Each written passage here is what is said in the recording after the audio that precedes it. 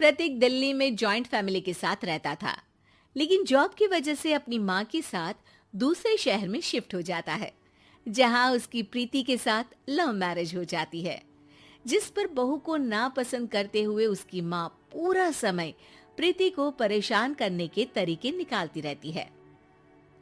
प्रीति, कहाँ हो?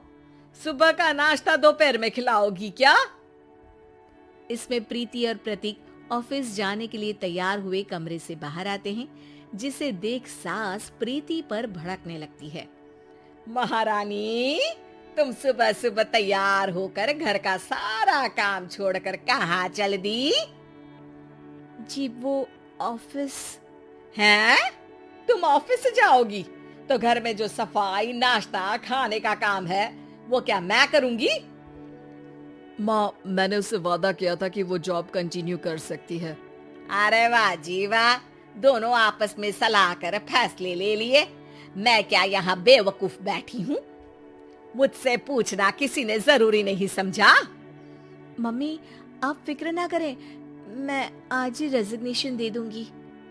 प्रीति ऑफिस के लिए चली जाती है और अगले दिन से जॉब छोड़ घर के कामों में लग जाती है, लेकिन साथ ही उदास भी रहने लगती है, जिसे देख प्रतीक को अच्छा नहीं लगता।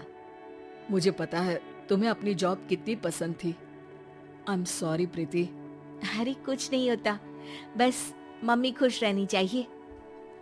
अब प्रीति अपनी सास को खुश करने और उनका दिल जीतने की जी तोड़ कोशिश करती रहती है, पर सास कभी उससे सीधे मुंह बात तक नहीं करती।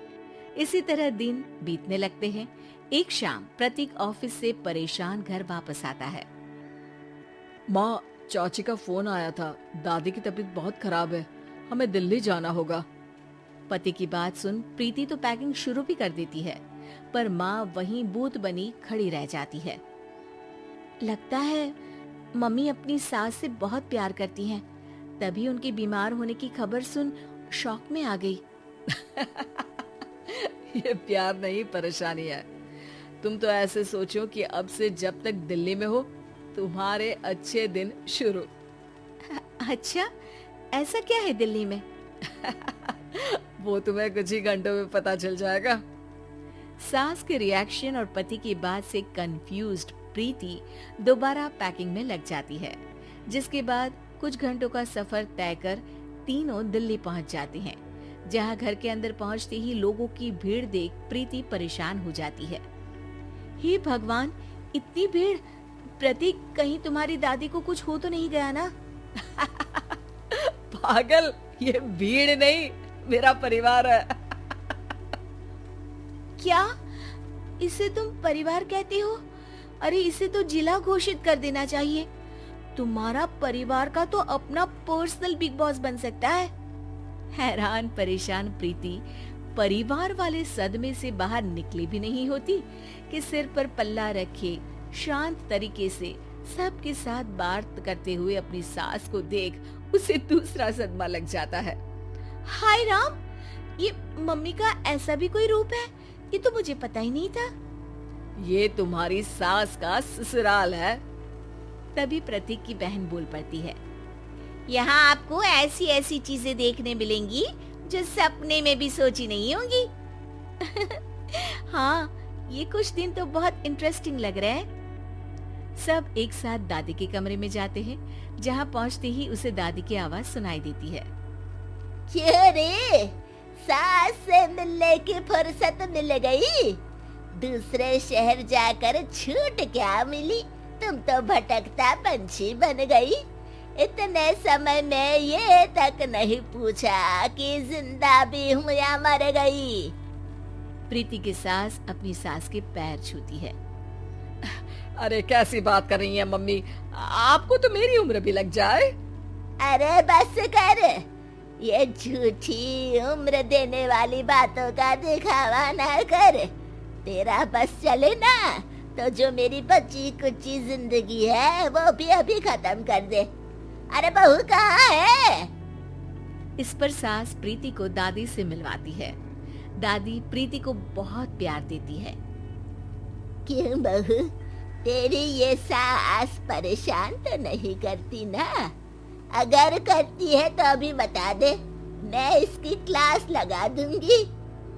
अरे कैसी बात कर रही है माँ जी, भला मैं क्यों किसी को परेशान करूंगी। प्रीति अपनी सास का ये रूप एंजॉय कर ही रही होती है कि तभी चाची वहां आकर प्रीति को अपने साथ ले जाती है।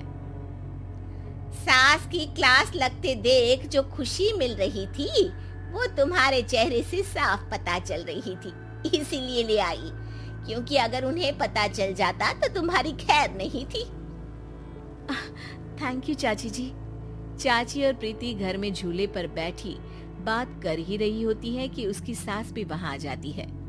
मतलब यहाँ सारा काम मैं करूँ और तुम बैठी हंसी ठिठोली करो? अरे चलो जाओ खाना बनाओ।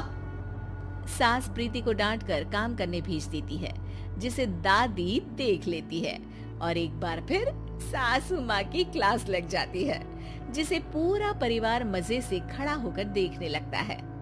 क्यों रे, मैंने तुझे काम बोला और तू उस बच्ची को परेशान कर रही है?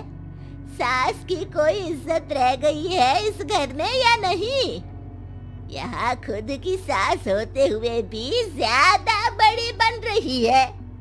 अब नहीं मम्मी जी, मैं तो बस थोड़ी मदद के लिए बोल रही थी। सास रसोई में जाकर काम करने लगती है और दादी प्रीति को लेकर वहां से चली जाती है। इसी तरह एक हफ्ता बीत जाता है, जिसमें दादी अपनी बहू को डर, इज्जत और प्यार का फर्क समझाती रहती है और प्रीति उसका मजा लेती है। वापस जाते हुए दादी प्रीति और उसकी सास दोनों को अपने पास बुलाती है। मेरी बहू जिद्दी और अड़ियल है, इसलिए उससे हमेशा सही काम करवाने के लिए मुझे सख्ती करनी पड़ती है। लेकिन तुम्हारी बहू अच्छी है, तेरी खुशी के लिए वो अपनी जॉब और सपने भी छोड़कर घर में बैठी है। अपनी बहू के साथ प्यार से रहो। और प्रीति, अगर अभी भी तुम्हारी सास परेशान करे ना, तो फिर तुम्हें पता चल ही गया है कि शिकायत कहाँ करनी है। जी, अपनी सास की ससुराल